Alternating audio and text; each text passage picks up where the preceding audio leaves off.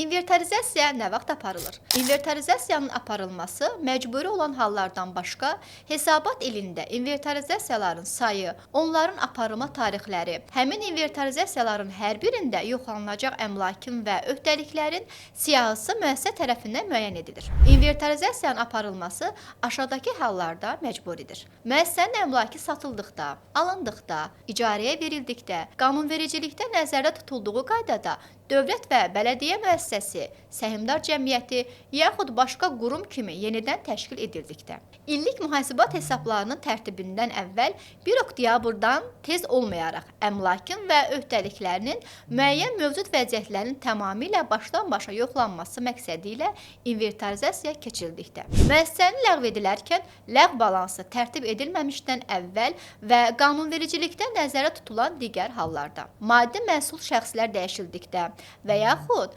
məzuniyyətə getdikdə, işçilərin qəbulu və ya təhvili günü, oğurluq və ya sui-istifadə halları, həmçinin qiymətlərin xarab olması faktları müəyyən edildikdə, yanğın, təbii fəlakət, qəza və digər fövqəladə hadisələr baş verdikdə.